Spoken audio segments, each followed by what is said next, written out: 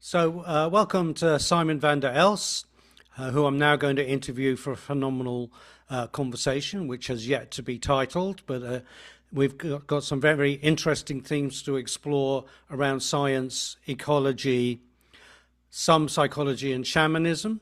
So we'll be exploring some interesting intersections.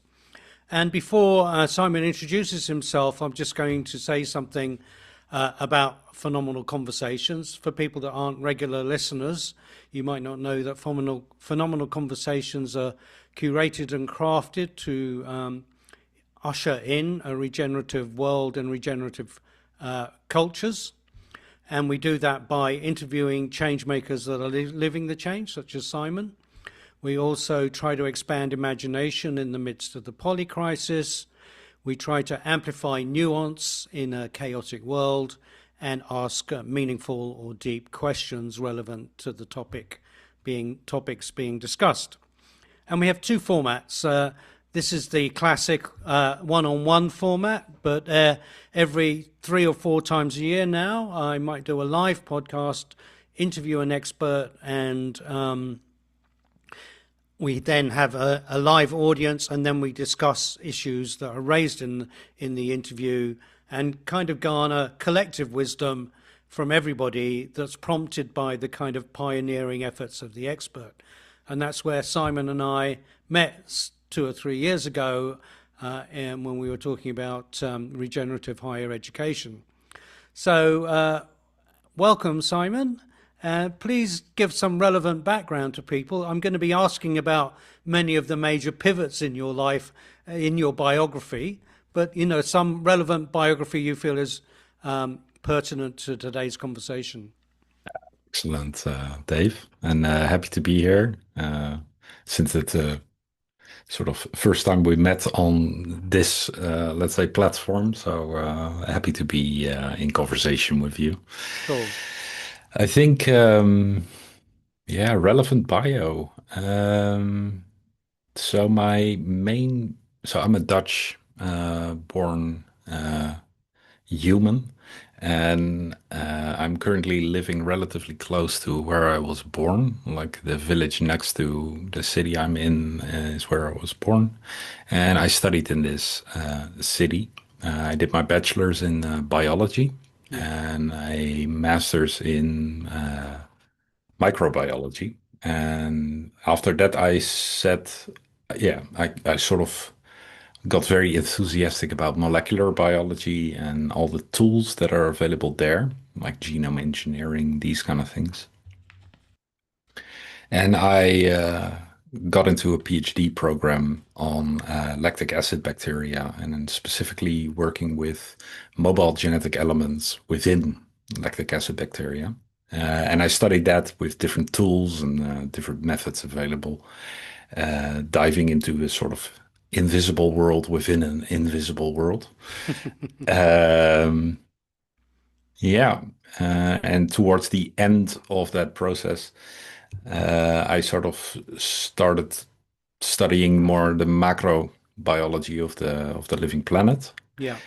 So with climate systems, biodiversity collapse. And I was also reading into complex systems and societal movements, and that quickly moved into way more metaphysical studies, philosophy. I was just taking a very broad look at things. And that was mainly fueled by a sense of a creeping sense of dread around the way things are going, were going, are Yeah. going. And that sort of pushed me into a personal process of, I would call it dissolving. Yeah. And that was a very transformative, was and is a very transformative time in my life. And that, yeah, in some sense, it also opened many doors for me into, yeah, my own being and into the wider world. And yeah, who am I? What is my relationship to the world? What is the human? Um, and that got me into pursuing more esoteric practices surrounding nature and human connection, including shamanic practice. And I'm currently active mainly as I call it a shamanic practitioner. And I work with individuals um, over usually longer periods of time, where I, aid them, guide them into altered states of awareness without chemical or plant induction, Yeah. all in, let's say, in support of their process of situating themselves in the world and finding their niche. Yeah. And next to that, I do work with groups in very similar registers. Brilliant. Well, you've captured quite a lot of your journey, and then we're going to dive into that throughout. So, one of the things that interests me when we first spoke informally some time ago was this feeling that you experienced of the insufficiency of material science or materialistic science. Could you describe how you started to experience and see that? Because obviously, in studying in the degree of depth of the biochemistry that you did, you have to be pretty fluent in maths, physics, statistics, all kinds of things to do that work. So it was like, you would have been steeped in the scientific method for a long Yeah, time. Could you yeah, describe the sort of spell, how that spell broke, as it were? Because you don't go yeah, into a PhD in molecular biology without a degree of passion and drive yeah, to study yeah. there, because that's not necessarily well-trodden path, as it were. No, no, that's a good question, and I also try to answer that for myself. So I'll see if I can trace that a little bit. I think one of the main things is that growing up, I didn't grow up in a particularly religious household. I think both my parents believed in something, either a form of Christianity. But I went to a sort of Protestant elementary school, which was, I would say, religion had quite a big part in Yeah, that. yeah. And that sort of pushed me very quickly into an atheist position. Oh, okay. There was quite a big resistance in me to that form of practicing religion. And that moved into a more sort of cynical teenager, Yeah, atheistic, yeah, that sphere, let's say. Um, and yeah, that moves quite easily into like studying molecular biology and then reading stuff like Richard Dawkins on the selfish gene theory and all these kind of yeah. stuff. So I was very much in that framing, like the materialist ontology, where if we do a brief description of it, it's the ideology, it's the framing of the world where we see that matter is primary. Yeah, So matter is the prime substance of the cosmos. And an important part of that is that matter is inert yeah, in a sense of like it's not living. yeah, And if you have enough complexity together, life emerges from that. So life and matter are sort of almost distinct entities, and consciousness or conscious awareness, such as we have, is even like a emergent pattern step up from that. that's quite a big if, but anyway. Yeah, yeah. And so my main work I did fully, I think, yeah, almost almost like a orthodox scientist. I Yeah, was fully inhabiting that worldview and I believed in it. yeah, And the main drive, if I think about it, also coming in with my sort of personal lives, like why would one adhere to a belief system very strongly? I think it was due to a sense of lack of meaning and a search for meaning, but also a search for control. Yeah. Control, being able to wield, let's say, one's life and the world and project, let's say, willpower into it. And in that way, construct life instead Yeah. of Yeah. experience life. Yeah. Yeah. Yeah. And mm, yeah, if you want to imagine that as a sort of mental building, castle, Yeah. fortress, at some point the cracks started showing in the foundations, and in my sort of personal process of uh, burnout and that unraveling, I started exploring, I think, the foundations of that. And Yeah. at some point, you cannot unsee certain things. So Yeah. if the axioms shift, you cannot hold on to the totality of that worldview. Yeah. Was there a defining moment when it crumbled, or was it a slow? What kind of process was it that, from being immersed, the cracks started to show? What was? I think it was a cumulative process. I do remember like a specific period. It was just pre-COVID, Yeah. and for me, it was like existential depression was very much characterized with a complete numbness of feelings, so not Right. feeling Right. anything, and Yeah. then losing all sense of why pursue a scientific career at all. Yeah. Yeah. And then I figured out like I put, let's say, all my chips on Yeah.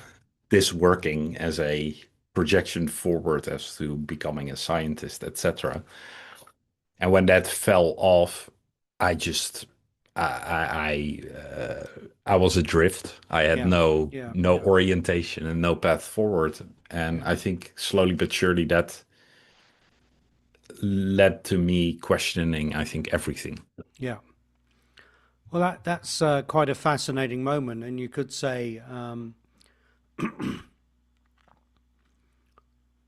I was participating in a course by Samantha Sweetwater a couple of weeks ago, and she, in her book and her studies of true human, she points out that it's often an existential crisis that leads to something else emerging, or that's often what maybe takes people in a different direction or makes them realize or wake up. There's also these stories of healing from cancer and all of that, this kind of recovery and restoration stories. And so what sort of period did you feel that you were lost, or what was that kind of low moment like at the bottom of the U, you might say? What what was the kind of, okay, you're letting go of the career, you've given up on that as a feasible pathway? Yeah. Yeah, and for me, it was even like giving it up as a feasible persona, like a Right. feasible Okay. way Yeah. of presenting oneself in the world. Yeah. And um, yeah, for me, the years of sort of introspection and inner work have sort of consistently pushed or pulled my awareness to the fact of being like some sort of human chameleon. Yeah. That Yeah. from a very young age, I think I've mostly sensed into the room, sensed into other people, and present what is Yeah. wished Yeah. for Yeah. instead Yeah. of what I would like to Yeah. Yeah. Yeah. Yeah. express. Yeah. And so when those suits, the suit of the like the scientist, and then go do a postdoc, and then work towards professorship or do Yeah. academic grants, and when that fell away,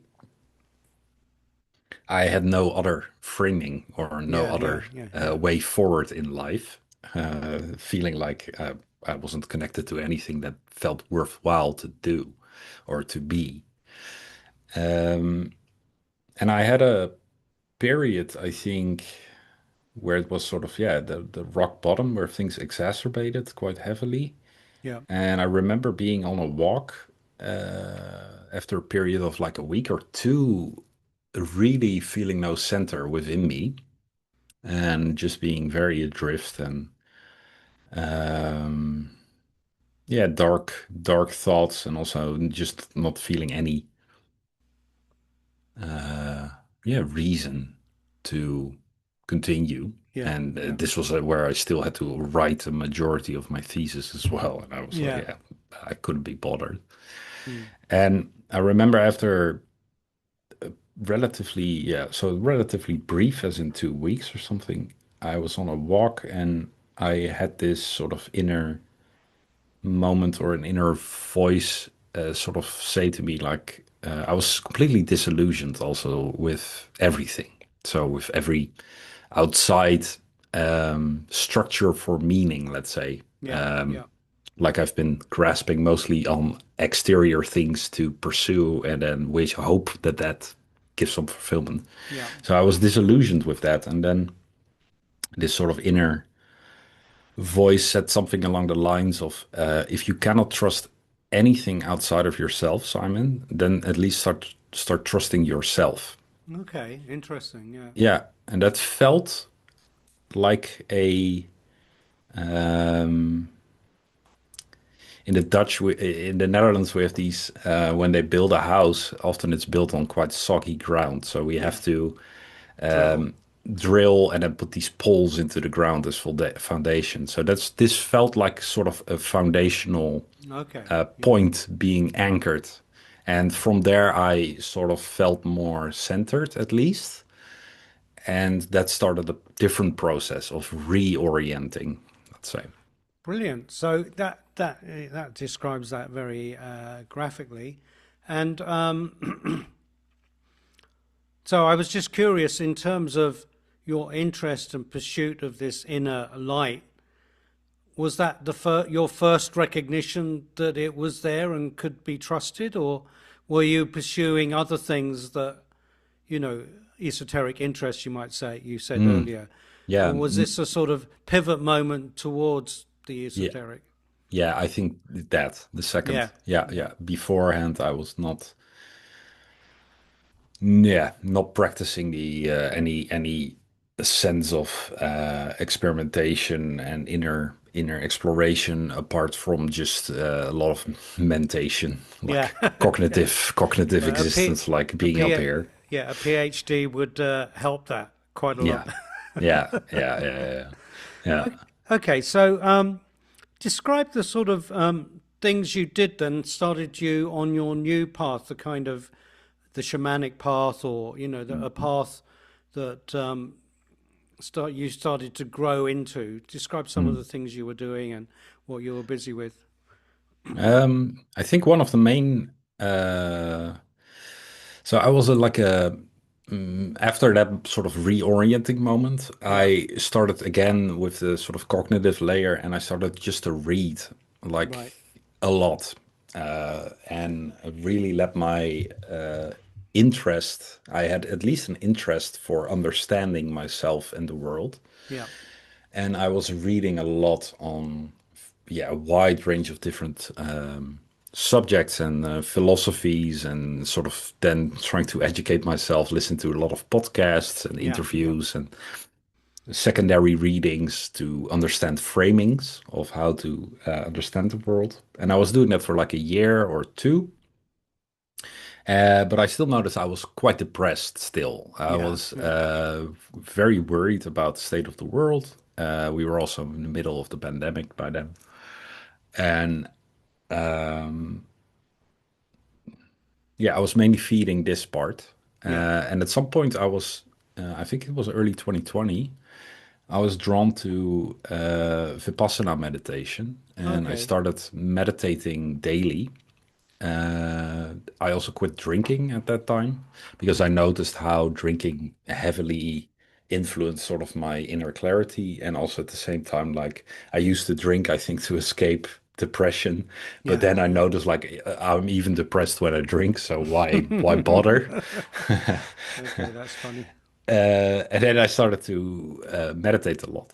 Yeah, And that brought, again, a sort of sense of stillness and less rumination, especially about heavy subjects and like just spiraling outwards. But I was lacking this. texture, this feeling texture. And then I started reading up on psychoactive plant substances Yep. and Yep. psychedelic mushrooms, specifically psilocybin containing ones. And I remembered that in the times I did that, and I did that when I was sort of in my middle teen years and early 20s, and it had been years, like 8 years or something. And I remembered that I always had good experiences with that in the sense Okay. of like being in contact with a sort of different state of being. And I read up on the effects of the positive effects on treatment-resistant depression. And Yeah. Yeah. Yeah. I was really not. I was very stubborn in not wanting to do any SSRIs or these kind of things. And so I thought, why not? Let's just try this and just work with low doses. And I remember that the first day I took a low dose, sat in the garden and was just waiting for it to sort of start to kick in. And there was this crow sitting on the I think on the shed, and I was just watching the crow. And at some point, I just started to laugh while I was watching the crow, and then this feeling started bubbling up once more in the heart. And then I started to cry because I noticed, like, I haven't been feeling like this for years. Yeah. Yeah. Yeah. And so that was a very sort of Mhm. opening moment for me. Um, And then over a period of a year, 2 years, or maybe 3 years, and I still do that on and off every now and then. I was just doing a combination of meditation and low dose psilocybin work, and combining that with a lot of solo walks. I live close to very beautiful forests, Yeah. where close to where I grew up as a child, and I would just go roaming the woods for like hours on end. And it was also during the pandemic. I had my thesis to write, which I did intermittently. It took a long, long while to finish that. But I was just finding myself alone outdoors in this sort of more open, expansive state of being and Yeah. just flowing and feeling a lot more. So that was the expanded state of being not exclusively dependent on the plant medicine, or did it have an It had effects beyond that? yes, Yeah. yeah. So often it's advised also with the microdosing to follow a bit of a schedule in the sense of like some days yes, then 2 days no, and then just notice what is happening across the days, do a bit of journaling and meditating. So I was doing that, and for me, quite quickly felt like a conversation with these compounds because Yeah. Yeah. they interact with our nervous system and they promote neurogenesis, like novel neuronal growth, but also they are quite potent agents in aiding decomposition or death, so of old pathways. Yeah. And Yeah. I noticed that relatively quickly, like the combination of meditation with these compounds is very conducive into sort of embodiment and working with where are the seeds, let's say, of the patterns that yeah, that Yeah. keep us in certain loops. And for me, it was very much like the depression was very characterized by disembodiment, just Yeah. Yeah. being mostly from living from up only up here and not being in tune or in the physical body at all. And I found that these compounds aided me quite well in this sort Yeah. of dialogic way. Like I would wander the woods. I would Yeah. mostly like just walk on the path and then just ask like, oh, where can my attention be drawn? And then just randomly veer off and then just walk into, I don't Yeah. know, and find many interesting places.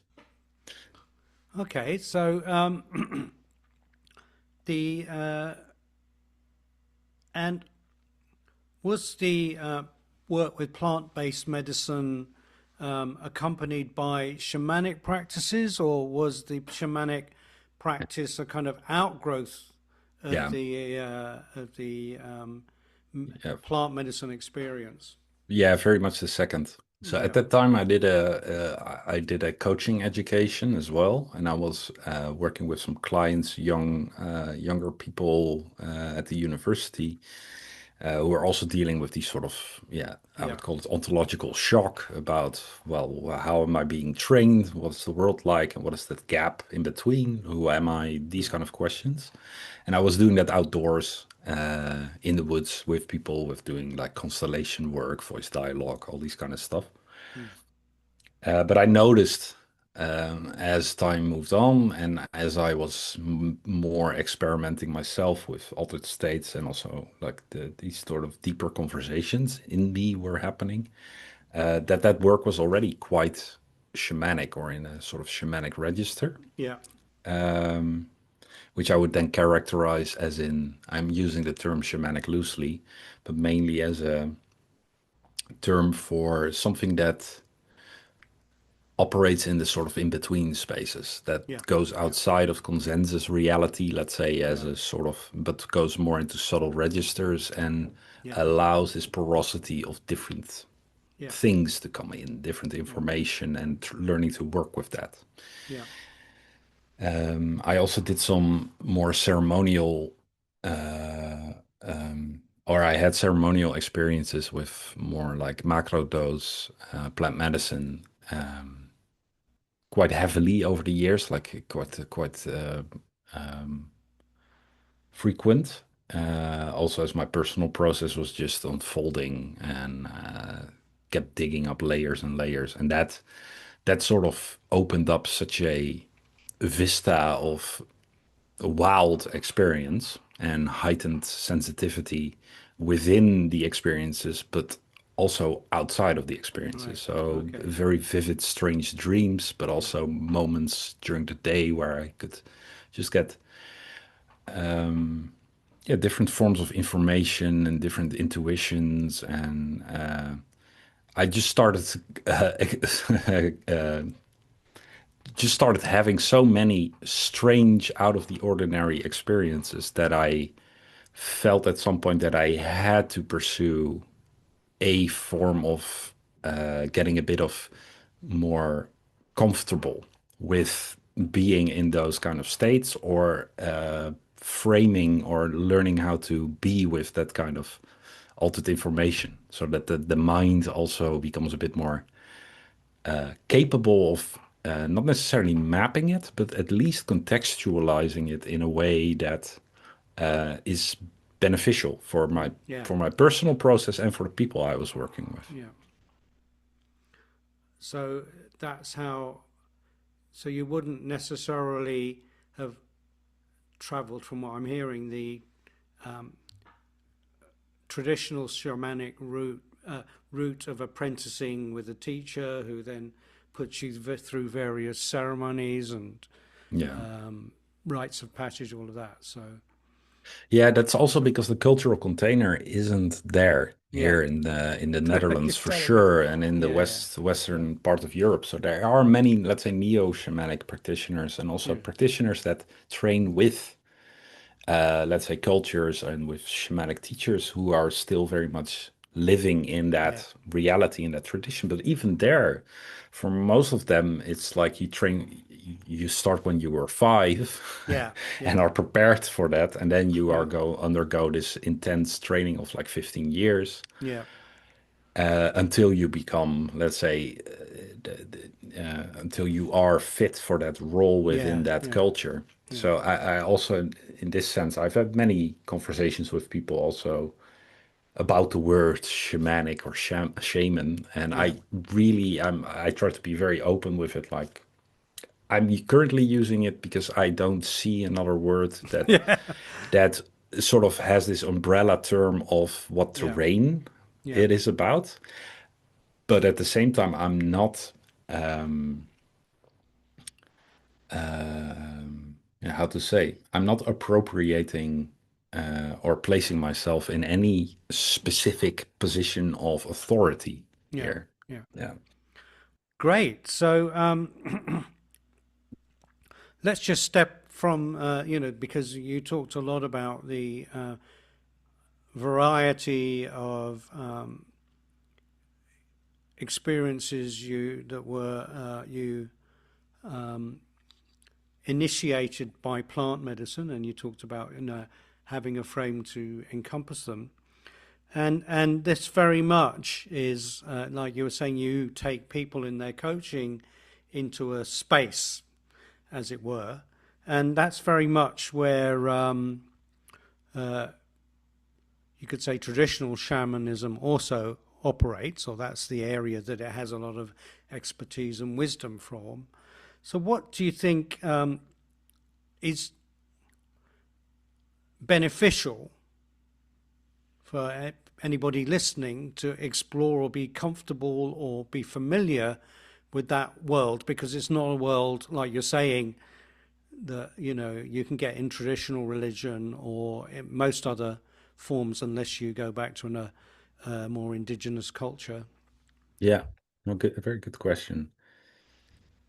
For me, like repeated, like the sentence comes up, like experience is king. There's nothing beats direct lived experience Yeah, of something. yeah, And we can experience something even without having any framing of what is happening. yeah, Then after the fact, we can see if we can integrate it. And for that, it's useful to have, let's say, different mental models or different worldviews or different framings on how to incorporate that into our being, yeah, if it's worthwhile, if it's enriching. I use the term holing in my sort of descriptor of the work, and that comes from the quantum field David theorist Bohm. David Bohm. Yeah, Yeah. yeah, Um, and one of the main points that he states, and this is also coming to the point of why I think this is so useful, because A, experience is most important. So if you yeah, can experience yourself, that shifts radically than just reading about it yeah, or thinking about it. yeah, And the main point that David Bohm makes in many of his works and his discussions with Krishnamurti is that we live currently in a hugely fragmented society, like fragmented civilization, where we are highly interconnected. So on a, let's say on a biophysical or maybe on a social level, it's highly complex and connected, and it's one big whole, the human organism on the planet. We still have different cultures, somewhat, but globalism is also sort of eroding that. dominating. Yeah, Yeah. While at the same time, we see the world in all these distinct specialities or distinct realms. So that's the area of politics. Don't mix politics and economics. Don't yeah, mix religion and I don't know, sports or yeah, whatever. yeah, It's yeah, like that fragmentation, but that fragmentation goes all the way down and up into also how we are in the world and how we perceive ourselves and how yeah, we perceive the other and how we perceive the rest of the living universe actually. And he states at some point that that fragmentation is, let's say, the for him that is the sort of the key driver of most of the problems that we yeah, have yeah, as a civilization, as a global organism within a changing planet. yeah, And for me, I was initially very focused on healing, and healing comes from whole making yeah, whole. yeah, And with the wholing, it's coming more down to perceiving the whole. So perceiving that things are embedded in larger systems and that they are whole by themselves, yeah, and that you can have an individual tree, but the individual tree is connected to the other trees, which makes up a forest, which makes up like a bioregion, which makes up and moves all the way up, all the way yeah, down. And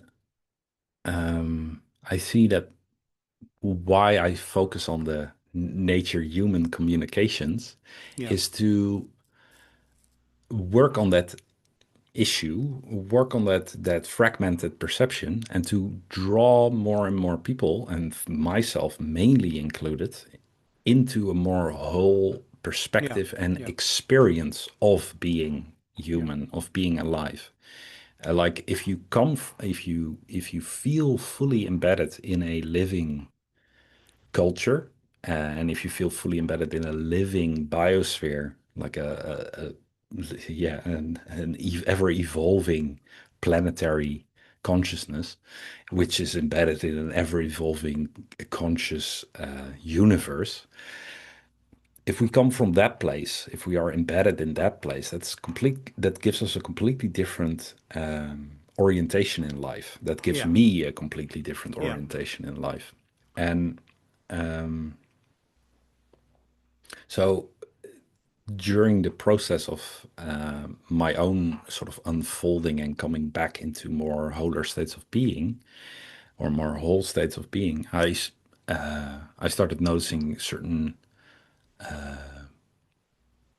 talents combining the meditation and the broad range of experience I've had with altered states, and being able to invite others Yeah. to step through shared awareness into, let's say, these different registers, these different states of being, where all of a sudden we can do, let's say, a lot more in Yeah. the state of like Yeah. we can let go more easily of structures that we might hold on to, belief systems, and we also perceive differently.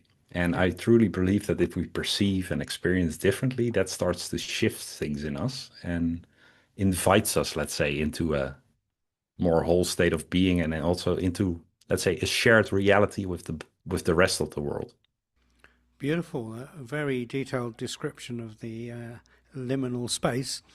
And Hmm. then you mentioned interspecies communication, and that's something that I'd been keen to experience from you. And it seemed to, when you have posted notices about doing that work, attracted a lot of attention.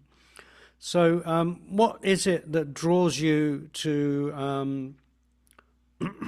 enter that space? Because, of course, you know, we can measure the song of whales and we can analyze bird song, Hmm. but there's much less emphasis on human to other species communication and that Hmm. world, as it were. Or, you know, Yeah. of course, the shamanic world, obviously, there were shamanic creatures and all kinds of shamanic things that only had to do with the natural world or with people's myths about the natural world. But what is it that draws you to take people into that aspect of the liminal? Um, I think the short answer is a sort of childlike wonder. Yeah, I okay. think that if I connect back to like sort of me as a very young child, like before Mm, 6 or something, mm, I was always fascinated with the natural world and mm. like different animals. And if I had to pick a superpower back then, it was always like I want to be able to talk to animals Yeah, and communicate with animals. Um, and now I'm sort of doing that. yeah, Where and I've had personal experiences as well, like yeah, moments where that communication becomes very, very direct, yeah, and learning to attune to what is being said.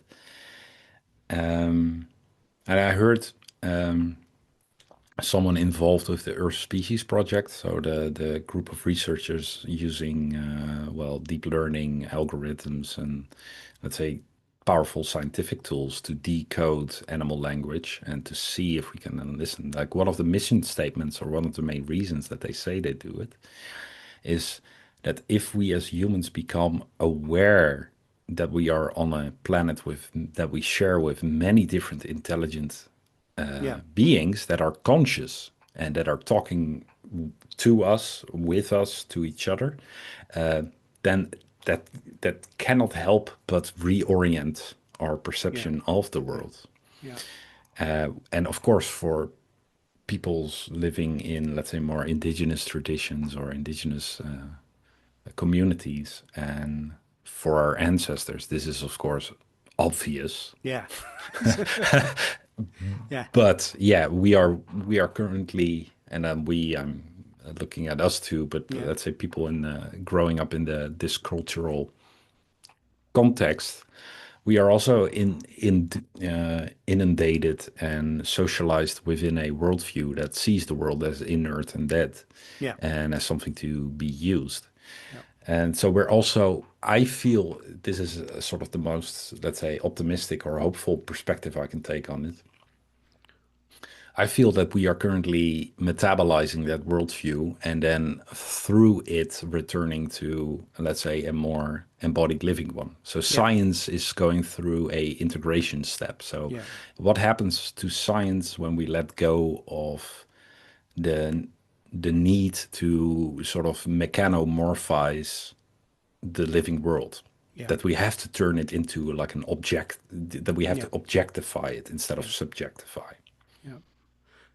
Just to follow up on that, just so that anybody listening that doesn't know your work, I'm conscious we're sort of starting to come to the end of the time, but could you, in brief, describe what you do, where you take people Yeah. to have that experience? Because I think that'll crystallize. You Yeah. know, your particular Yeah. spin on this, I think, is a bit different. Yeah. You know, it Yeah. is shamanic, but it's different. So I think Yeah. that would be good to point that out. Yeah. Um, no, that's a good prompt. So I work mainly with a shared awareness Yeah, and bundling of bundling of awareness. So I do this usually with groups of yeah, people, let's say up to 8, 10. I've done 12. Um, what I usually do is invite people to first really sink into the body, yeah, to go into interoception, so to become very aware of what are my bodily sensations at the moment. yeah, I then invite people to do that noticing, but also speak it. And the other yes, yeah, people are invited to feel in their own body as they allow their awareness to drift within those sensations. And to also at the same time listen to what the other is saying. And what happens there is a dual thing. The vocalizing of that interior experience validates it for the person who's speaking it. So they are yeah, being heard, actively heard, and their body is being invited into that shared space. Like yeah, their direct lived experience is shared. For the people who are listening, they are very subtly attuning themselves to that person. Because yeah, as they are listening, the person might say, "Ah, my right foot is twitching," yeah, or "I'm sensing this in my ankle." And you, when someone says something like that, you cannot help but briefly have your awareness shift to your own right yeah, ankle. yeah, yeah, yeah, And so I do that myself as well as I step into space, and I do this with all my work. I mirror people quite intensely. So you could call it shape shifting as well. So I take sort of in other people's fields and have them somatically register in my body so I can yeah, really attune to what is happening in their body. yeah, And as everybody's speaking, I'm doing that. And everybody is sort of linking up. And that creates a shared field yeah, coherence, like a shared group field, yeah, which is already there, but it sort of anchors it into awareness. I often feel the contours of it. And then if we have a intention set where I have invited people to partake in this, and I've said beforehand, we're going to talk with the octopus, or yeah, we're going to talk with a bear, or with forest or whales, everybody sort of knows that we're going to do that. So the intention is set to do that. Then I feel often into the field like, where's the opening? Where's like a little doorway in the field that orients us as a whole group field towards that? Where is the whale inviting us to journey into them, to yeah, journey yeah, with them?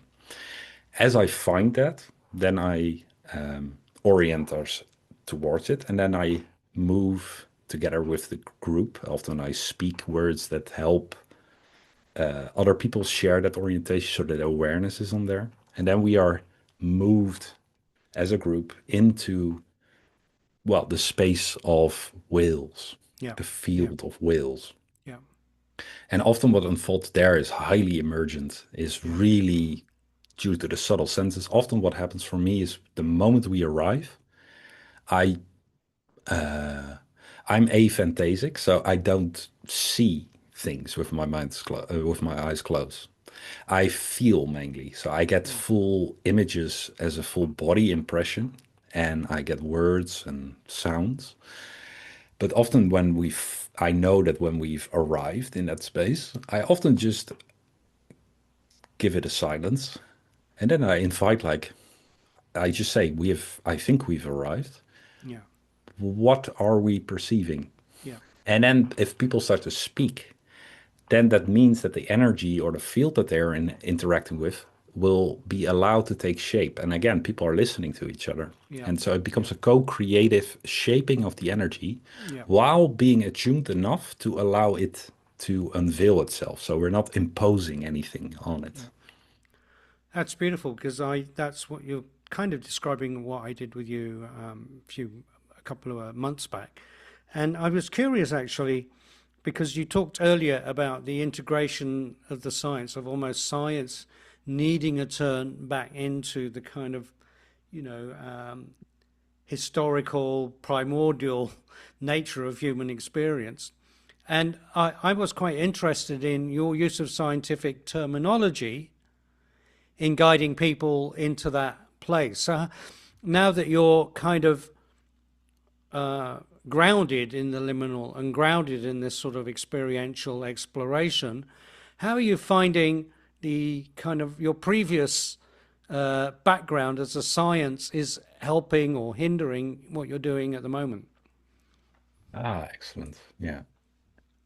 I think it's mainly additive in the sense that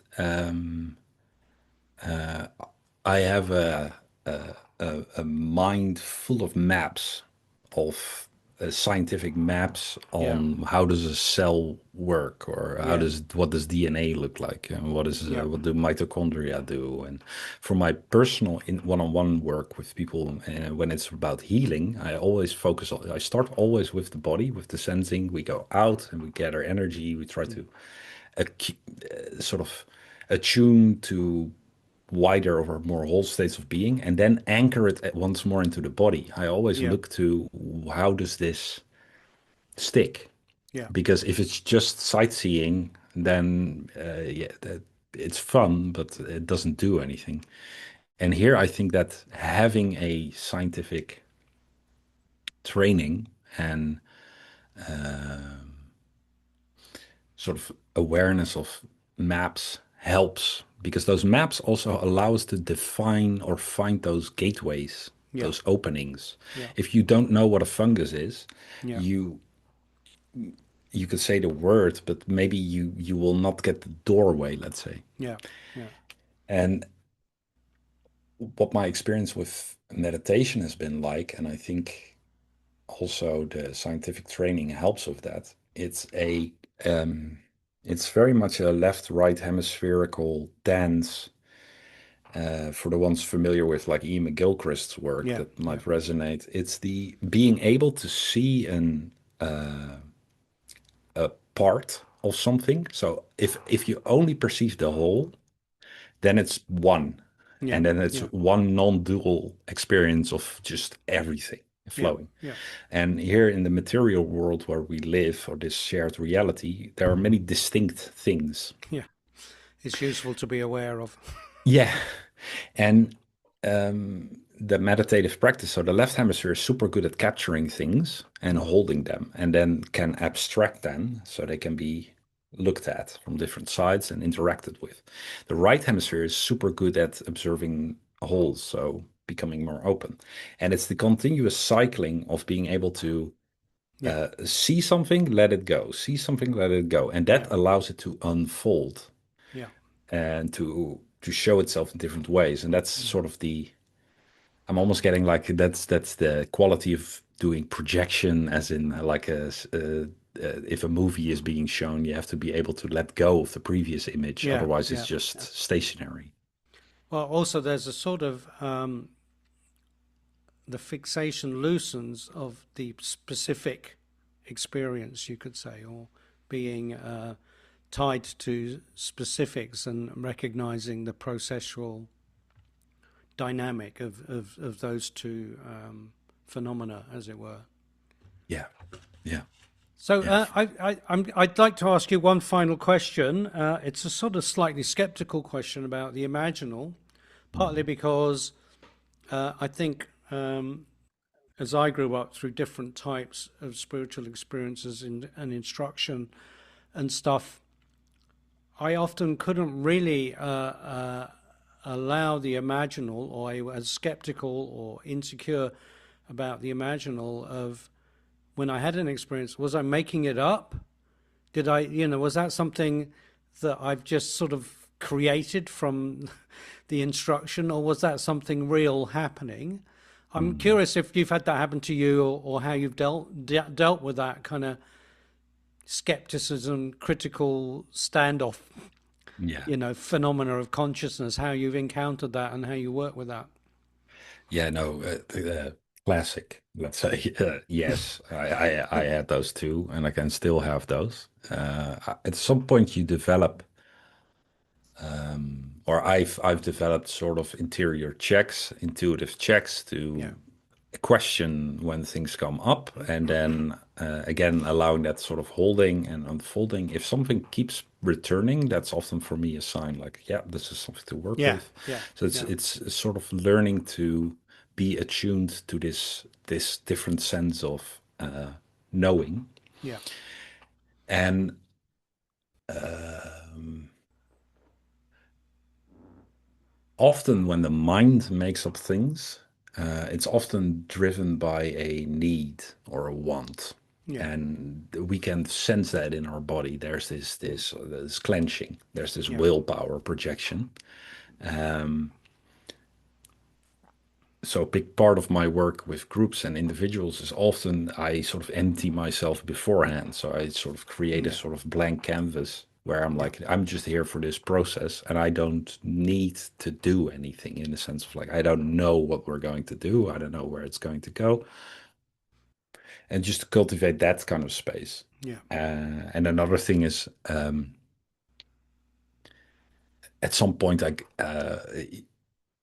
when you become a bit more porous to messages, at some point you feel the difference. yeah, Like so yeah, yeah, some things are so they can be so violent in a sense or yeah, yeah, yeah, so discombobulating or such strange dreams that you know like okay this means something and I really did not make this up. This is so and yeah, having yeah. other that's also a great thing. Having other people to corroborate Check with. with, yeah, yeah, Yeah, and also in these shared sort of sending spaces, I've I've had it happen so many times that multiple people are seeing exactly the same thing, and they are right, surprised after I had it, like, "Oh, what? You were also seeing that?" Or someone uses a specific word that another person is like, yeah, "Yeah, yeah, right on point," and that sort of often fuels or corroborates this sort of sense of yeah, like, "No, we're actively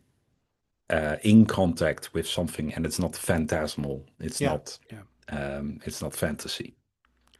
That's a great note to end on. Thanks for that, Simon. Is there anything else you'd like to add in sort of in reflection over the Yeah. interview? Anything you'd like to add before we close? Yeah, I think this is also a reason why I've been using a little bit cheeky the term shamanic. Yeah, We both recognize the need for a culture to adapt, yeah, or let's say for a culture to become, let's say, more capable of adaptation. yeah, So yeah, it's like almost like like it has to become living in a sense that it can adapt to changing environments. yeah, There's no set destination, but what is being asked is to become more porous and more available yeah, ourselves and as cultural in the cultural setting and in social bodies. And the shaman's traditional role, I think, is to be in the sort of agent of cultural renewal and to be in contact with what are these other currents and these other yeah, things, and how do we contextualize the group for the greater health of the individuals in the group, for the longevity of the group, but also for the longevity for mm, the living world or the context that we are in. So how do we become co-creative dancers Yeah. with the Yeah. world and the universe. And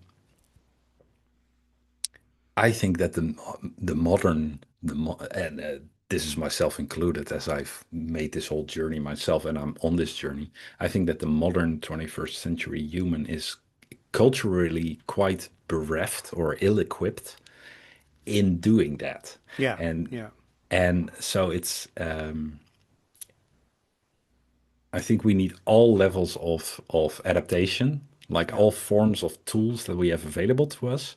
Yeah. And this is the specific domain which feels for me more of like a meta domain, is to allow or to aid people in becoming more adaptive. Yeah. And I think that is sort of the main thought that is coming to me. And that's a part of that is also communication, is sharing this kind of work. So I thank you for having me on and Mm. giving the space to share about it. Great adaptation. I'll tell you a little story about that in a moment. Thanks, Simon. I'm now going to close the podcast.